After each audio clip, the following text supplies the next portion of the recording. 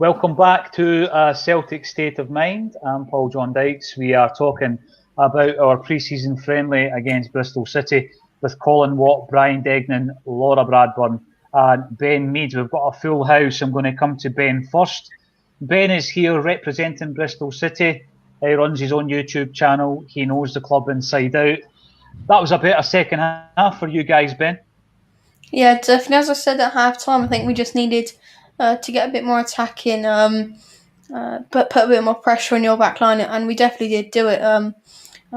In that second half, we must have had a good 2 or 3 good chances, even in that last 20 minutes or so. Oh, definitely. It looked, if anyone was going to nick it at the end, it did look as though Bristol City were going to be that team. Definitely. Colin, the one thing I could take from the 90 minutes, Colin Watt, is that although there does seem to be a bit of a lack of creativity in the final third, we are sticking to the game plan. We're sticking to the master plan. It may just be that there are certain positions on that park that Ange needs to fill with better players or players who are better suited to his system. Yeah, I agree with you in that sense. I also think that what he's looking for is for players not to pick up injuries. I mean, I mentioned it before the game. We lost 3 kind of key players in that first half to injury. And after that, the players that came into the system didn't really suit it. They couldn't play the style of football he was looking to play. So I guess you've got to look at having a plan B in that scenario as well. He's not been in long enough to implement his plan A, but you're already looking for a plan B for when you've not got the players that can play that system. And all you can hope for is that Karamoko and Ismaila and Mikey all make fast recoveries, because we're going to need them for the amount of fixtures that's coming up shortly.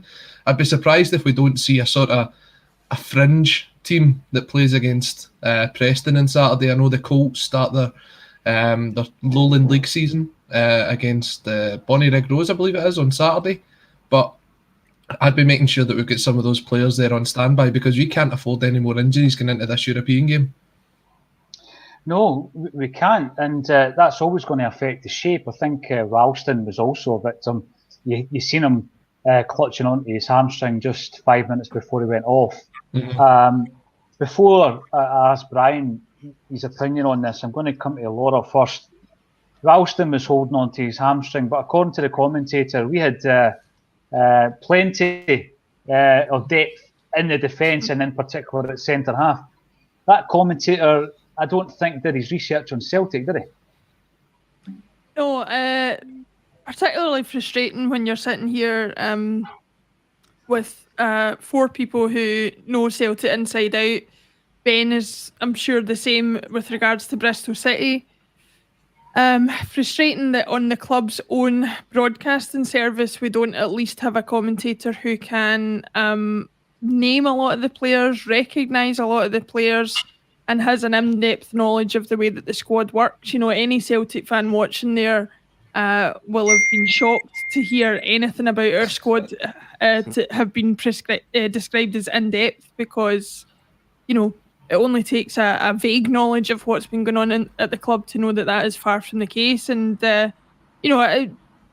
it's far from me to criticise how anybody broadcasts or how anybody chooses to word what they say and things like that.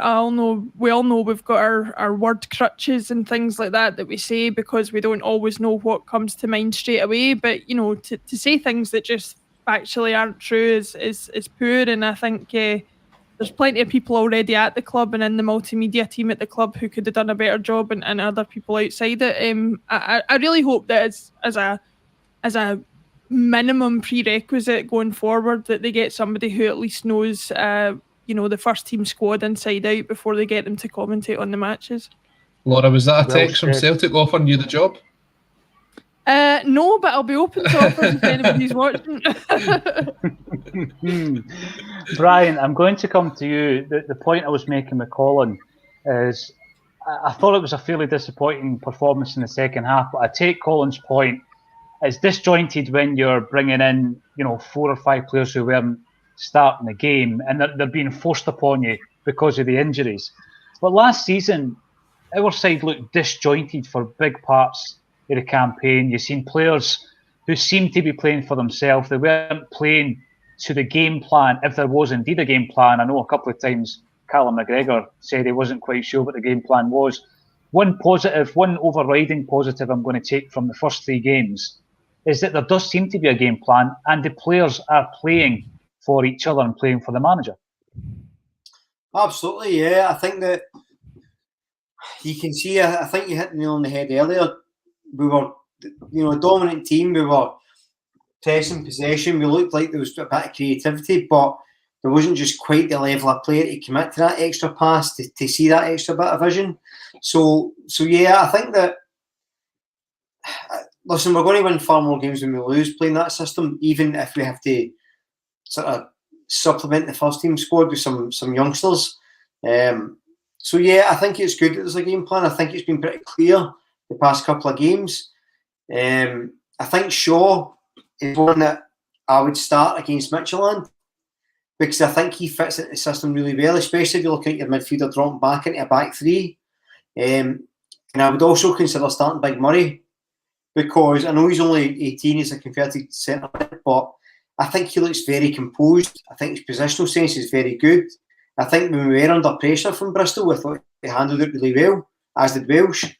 So there is a lot of positives to take. Just on the commentary quickly before we move on, a blind man in a dark room wearing sunglasses would have done a better job identifying some of those players. 2 absolute zingers. Leo Held coming on, he's the big blonde one. And Owen Moffat, I think I recognise that guy, he scored. Brilliant. Brilliant Celtic TV. Classic stuff. Outstanding. You could just tell Joe Ledley by about 5 minutes into the game was obviously just thinking to himself, please, he wanted somebody to swallow him up, I think. Because, I mean, Joe Ledley, for me, he was a bit of a favourite when he was at the club, and it was great to hear him on co-coms. But as Laura says, there's plenty of talent. I mean, you just need to look, and I'm not just saying this, Ben, you look at the talent that we've got on tonight with young Ben coming on, speaking with confidence about his side. There's plenty of people within Celtic media who could have done that job a lot better. Now, Ben, you called it at half-time. You said that you were going to make wholesale changes on the 60th minute. It's exactly what happened. Do you think that was one of the main reasons why you finished so strongly? Celtic looked a bit leggy. You were finding gaps at the back. You looked certainly more positive and more dangerous than Celtic did near the end. Yeah, definitely. I think it was not only that, but as well as just the way that we changed our playing style in that second half, and that the 10 players that did come on the 60th minute did fit into that game plan very quickly, and it didn't take them like the first squad did good first half to get into it. They got into it straight away, and we saw that, I think, with the corner late on, and the 65 or 70th minute we had a cross going, I believe, and we just missed. I think it was Backinson that just missed, and I think that was why we finished so strongly, because the team fitted into that game plan very quickly when they did come on. On you go, Colin. Sorry, Paul. I was just going to say, Ben, one of the players that came on was Callum O'Dowda, the Irish international. What have you made of him so far? He's been someone that's previously been linked to come up north. Is he someone you're looking to make an impact this season? Definitely. I don't know if you guys know, but we had 11 players leaving out of contract in the summer, and one of those was Jamie Patterson, one of our probably most influential midfielders over the past few years, or one of the major ones, definitely. And with O'Dowda now, I'm hoping this season he is going to fill in that sort of left wing, left midfield sort of spot heading into the new season, because he does, when he does play, he's got a lot of talent. But with the likes of Dean Holden and Lee Johnson, he hasn't really been given that chance really in recent years.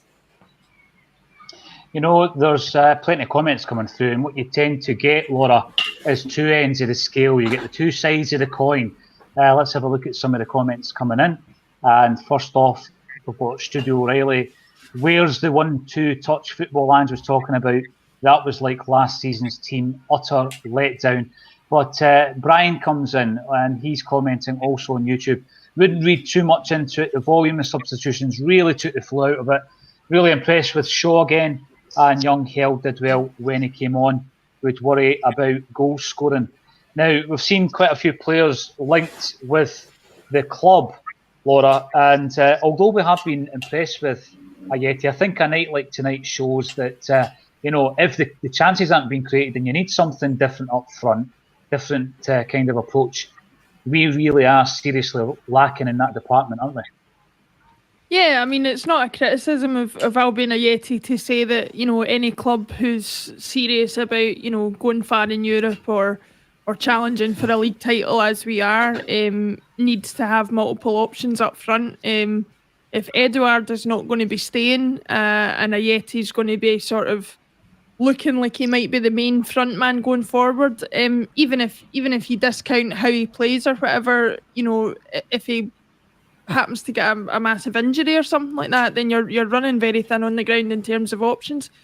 Talking about the comments that came up, like you say, it's a kind of two ends of the spectrum thing where the pre-season friendlies are concerned. Some people feel that they shouldn't be taken seriously. Some people feel they should be an indication of exactly what we expect going into the season. And I'm somewhere in the middle. I do disagree with the point that one of the commenters made there about there not being the 1-2 touch football. We were talking about it at half time. I'm definitely seeing glimpses of it. I don't think you can say that it's going to be the way we're playing from start to end of any game, and certainly not in the early stages of Ange Dooney's coaching, because every player on the pitch is of a different ability level and will have picked up what he said at various rates of speed and different learning rates. So although it's not there in its entirety, I'm definitely seeing patches of possession where we are doing what he's said is his philosophy, and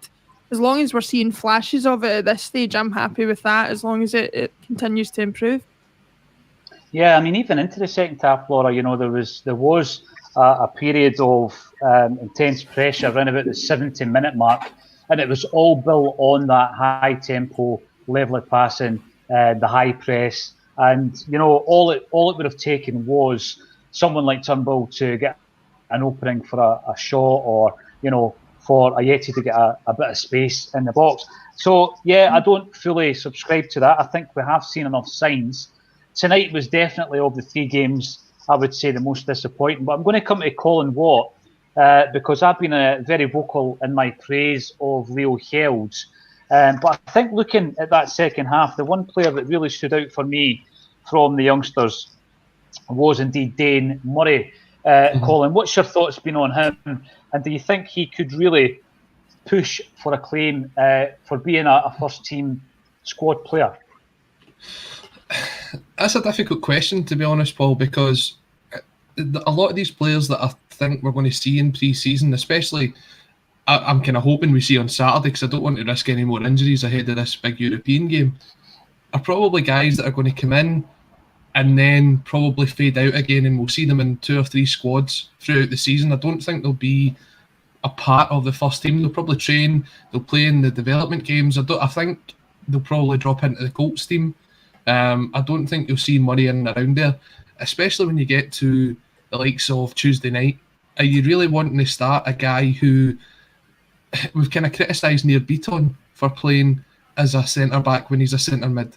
Are you then going to put that responsibility onto a youngster like Murray, although he has looked the part so far? Just agreeing with what ACS Technologies is saying there. You're kind of looking for that experience to come in. That's why Ange is looking at guys like Starfelt to come in. You're hoping someone like Uragide, who I thought was actually fairly decent in the first half at centre-back. So I'd rather stick with players that are more naturally suited to that position. It's great we've got someone coming through. He'll probably end up going out on loan, I reckon.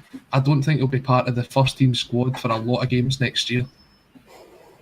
Now, another player, I'm going to ask yourself, Brian, about Ewan Henderson. I was a big fan of his big brother. I did feel that Liam would have been an accomplished Celtic player for years to come. It didn't happen. We know what happened. He's carving out a decent career over in Italy. But his younger brother's been in and around the Celtic first team now for a while. And I'm beginning to wonder if he's going to make that impact that we hoped he would. Obviously, he spent some time last season out on loan.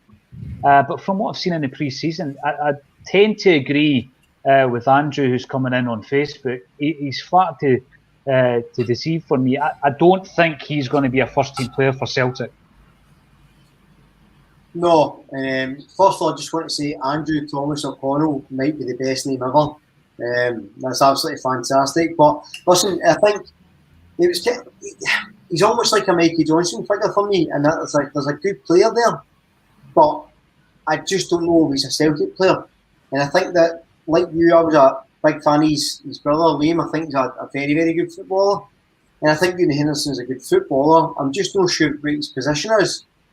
He's almost like a lesser Christie in a way, in that he's not quite a right winger. He's not quite a number 10. You're not going to play him up front, and he can't play deep. So I don't know. I think in a different team he'll do very, very well for himself. I just don't think he's a Celtic player. Again, I like him. I like his attitude. I think he's got ability, but I just don't think he's good enough, because I just don't think he's got a position. Yeah.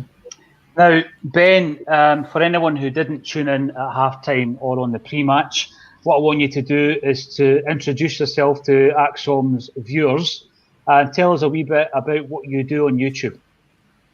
Okay, so I run a Bristol City sort of YouTube channel, but I don't always do Bristol City sort of content. I do a lot of it at the moment is interviews with maybe Sky Sports presenters or ex-Bristol City players, journalists, also a few with Bristol City manager Nigel Pearson as well. And then heading into the new season as well, hoping to obviously get to as many games as I can with Bristol City, interview a few fans as well as giving sort of that matchday experience sort of thing heading into the new season. So if any Celtic fans do want to check me out on YouTube and help me out, just search up Robins on Tour and subscribe if you can, and help me out and heading into the new season. Oh, absolutely. What are your hopes for the new season, Ben, for Bristol City? Well, for Bristol City, it's a tough one, because you obviously want to say playoffs, don't you? But at the moment, I think with the last few seasons, I think anything around about mid-table would be a good finish for us, which is kind of sad to say, but because I do want to be saying that I want to be pushing for top 6, but I just don't really see it at the moment. But I guess we'll see, won't we? But I think realistically it will be maybe from 16th to maybe 10th this season for Bristol City. Well, if you do get an opportunity when you're allowed to do so and you come up to Glasgow to take in a Celtic game, be sure to keep in touch and we'll be able to say hello in person. Ben, it's been an absolute pleasure having you on A Celtic State of Mind tonight, and you will be welcome back during the season as well. Well done on everything that you've been involved in, sir. Thank you for having me. Absolute pleasure for coming on. And yeah, I'll definitely make sure to keep in touch. All the very best, Ben. Thank you. And that was Ben Mead. I could just echo what Brian said at the beginning of the game. If I had that kind of confidence and ability at that age, I would be pretty chuffed. I probably wouldn't have dreamt of coming on a live broadcast when I was that age, Brian. Brilliant, superb, great to see. Can I just say as well? Happy to have him. Can I just say as well, Paul John? I spoke to him at length before we did the show last night. I went and checked his YouTube channel. He's done a 43-minute documentary one night in Liverpool about a Bristol City victory over Liverpool, I think in the FA Cup from a few years ago. He's got interviews with players, staff members, fans. For anybody who's of any way inclined to watch things like that, go and give it a watch. It's absolutely fantastic, and just to see that level of talent from a young guy like that, who's obviously, made up his mind what he wants to do in his life, and he's going the right way about, working towards it. It's just brilliant to see. Superb. I would have had him on the commentary duties tonight, Laura. Absolutely. Without a shadow of a doubt. There's a couple of other subjects to cover. I'm pretty sure, Laura, you'll be joining me tomorrow on the Bulletin with JP Mason. And we'll go a deep dive into some of these subjects. A couple of players to discuss, one of them being obviously Lee Griffiths. But before we touch on that, there's been discussions at length on the ACSOM WhatsApp group that can become quite an interesting discussion from time to time, Colin Watt, about Peter Lawwell's role at Celtic. The Times, I think, claimed that they were breaking a story today, but we kind of thought it was common knowledge because, you know, it was one of these ones where we had heard that Peter Lawwell was going to get a place on the non-PLC board. Natasha posed the question when given the opportunity to speak to John Mackay at the fan presser, and it's finally been confirmed.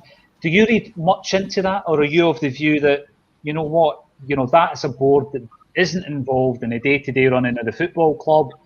He needs to be on that board. He needs to be part of one of the club associations to hold on to his board's position with the ECA. Nothing to worry about.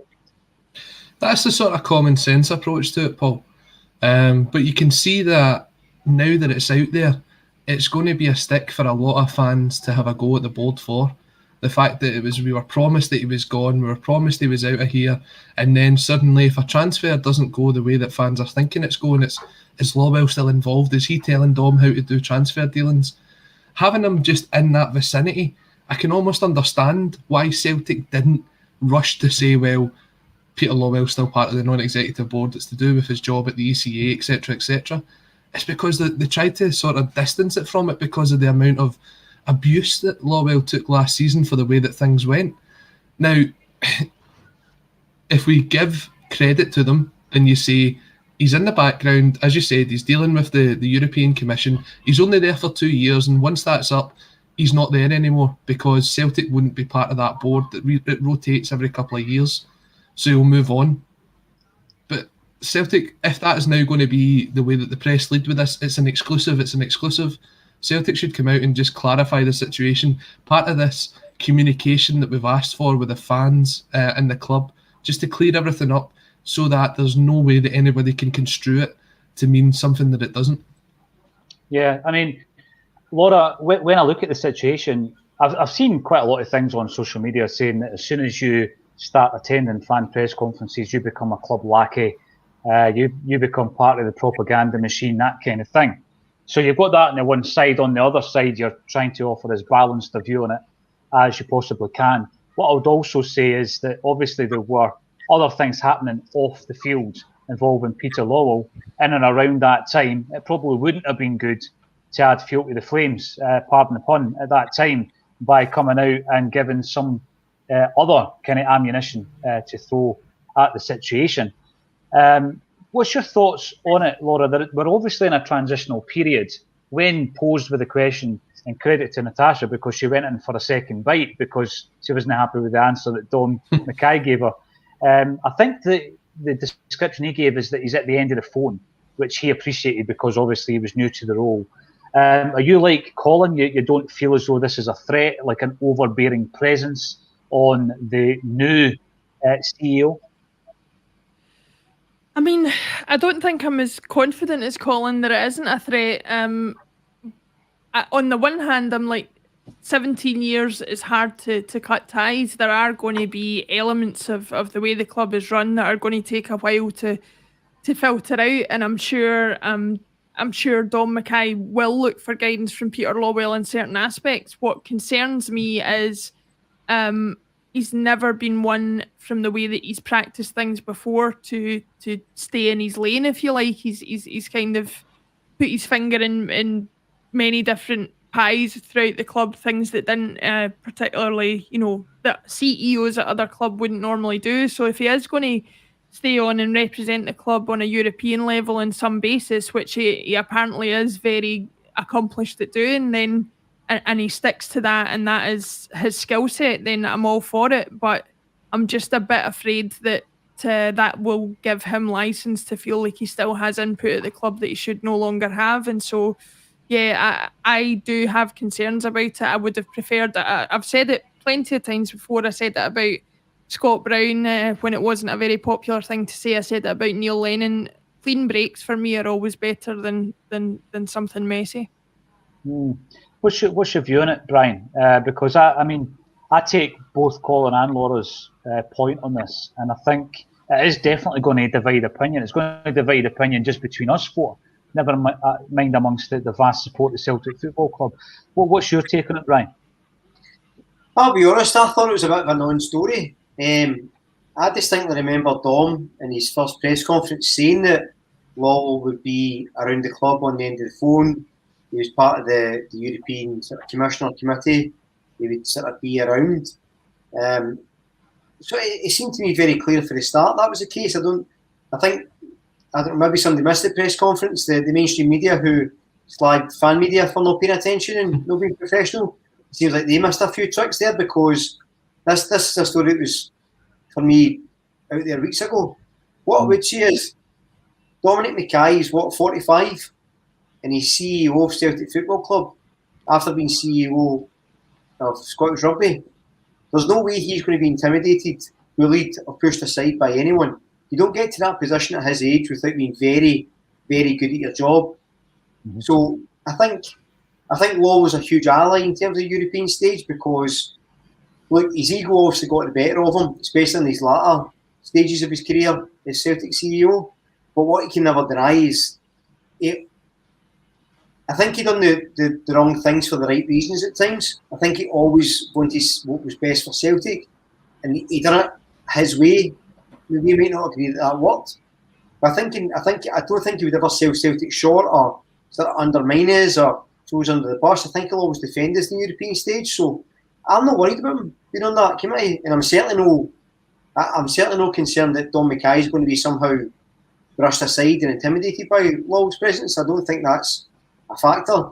And the fact that Mackay was clever enough to call it out, and the mainstream media weren't clever enough to pick it up, that's probably the only story there. But for me, it's a non-story. Paul, I don't see an issue with it. I think it makes sense.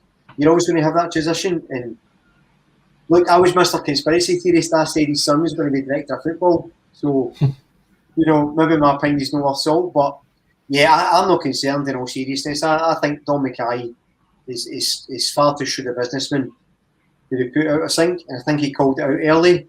And I think having Lawwell on our side isn't a bad thing. It's interesting, Brian, because it wasn't we told you so. I just took it for granted that was going to be the situation, reading between the lines, listening into the fan press conference. So good point made by yourself, saying that it's not been picked up by some within the mainstream until today. Plenty to talk about tomorrow, Laura, in relation to new signings coming in, some already at the club.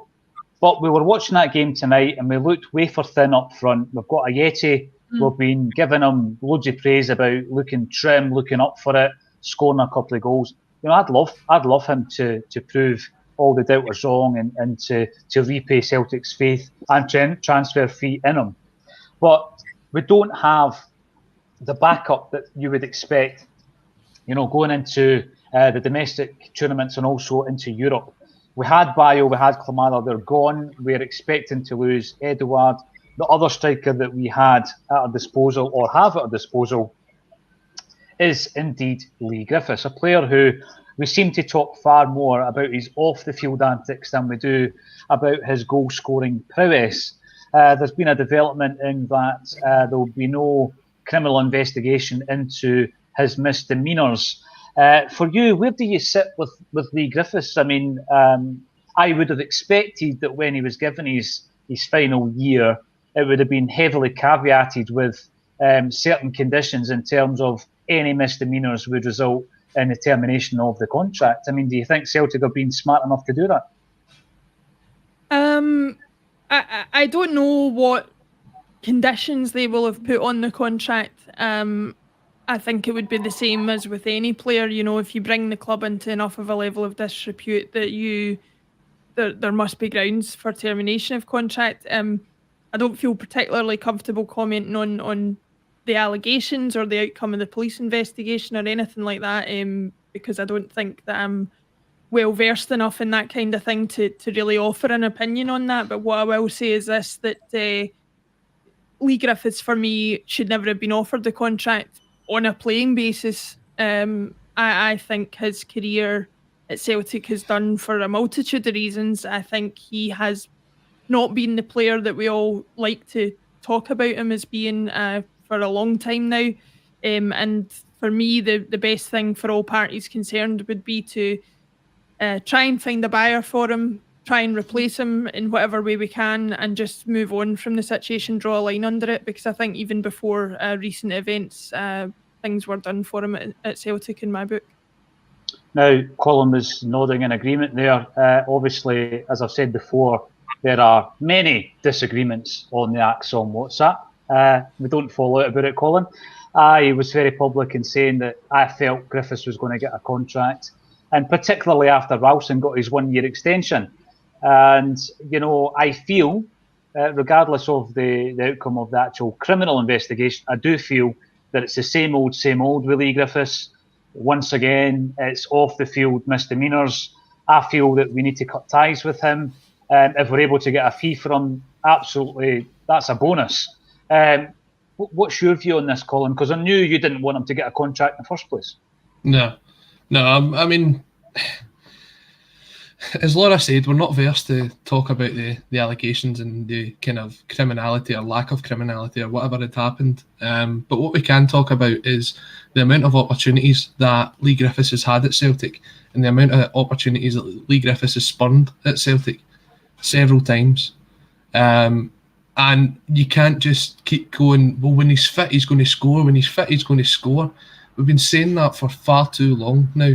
We're looking at a team that is supposed to be a professionally run outfit. We're looking at someone who's going to give 100%. It's time that we stop giving people third, fourth, fifth chances. Move on. Put this chapter behind us. Leave it away back behind with the Neil Lennons and the Peter Lawwells and everything else that happened last season. Leave it behind us and start afresh. It's good for the club, and I think in the whole scenario, it's the best outcome is that the two part ways. Now, Brian, I'm watching that game tonight. Not a great performance by Celtic by any means. There's a couple of players in there that, again, divide opinion or are universally derided. One is Tony Ralston, but you know what? The boy's contributing and he's putting in a lot of effort, which is more than can be said of Lee Griffiths this pre-season and last pre-season. What's your view on the future of that man at Celtic Park? So I was in a slightly different boat to a lot of people in that. I just felt it was pragmatic to give him a contract extension because of the lack of bodies. I just felt it made sense to give him an extension, keep him there in case we need cover. However, I feel like this latest embarrassment is an absolute slap in the face to the faith that was showed by the club to him. I feel like while it might not be a criminal issue, it doesn't make it right, and it's embarrassing for the club, and it's embarrassing for him, and it's yet another distraction that we don't need at this stage. He's not suspended, he's not been training, so it leaves him in a position where even if we do need cover against Midtjylland and Eddie's injured, he still can't play, so he still can't contribute. So then it begs the question, what's the point of having him there? So my opinion has changed in regards that when I said he should get a contract, it was purely based on pragmatism and the fact we're low in squad numbers. It wasn't a sense of loyalty or sentimentality. Now my opinion's changed again because I just think, do you know what? If you can't conduct yourself like a professional and you can't act as like a professional and a good man and an ambassador for the club, you shouldn't be at the club. If you can't appreciate the chance you've been given again, despite so many people saying you shouldn't get one, you don't deserve to be there. So maybe I'm being harsh now after sort of being in his team, but I just think that it's too much of a distraction and it's time to move on because I get the feeling at his age he's never going to change and these controversies are going to continue regardless. And no one person is bigger than Celtic Football Club at all, and it's certainly no Lee Griffiths. So if it's going to cause any sort of disrepute to Celtic's reputation, it's time for him to go. I remember a quote that Griffiths gave on the back of the Boyata fiasco when he refused apparently to play against AEK Athens, and he says that the crest on the front of the shirt is bigger than the name on the back, and that came from Lee Griffiths, and maybe he should take note of that particular quote. It's been an interesting match day bulletins. And it was great to have young Ben in, giving us the Bristol City take on things and the insight. It also gave us an opportunity to talk about Jackie Jakanowski, which whenever the opportunity arises, I will take that. So I've got to say thank you, everybody, for getting involved in the comment section. Thank you for subscribing on YouTube. We've gone upwards of 12.7 thousand. We have a new series of prize draws. So if you subscribe at any point to YouTube, you will go into a monthly draw every single month. And it's big, big prizes. We're also going to be doing something very soon to assist an ex-Celtic player who requires our assistance. It's a welfare issue, and a Celtic State of Mind have been known in the past to raise money for charities. Who better to raise some cash for than an ex-Celt? So we'll be telling you a wee bit more about that in the not too distant future. Thank you to Colin Watt, Laura Bradburn and Brian Degnan once again for joining me on A Celtic State of Mind.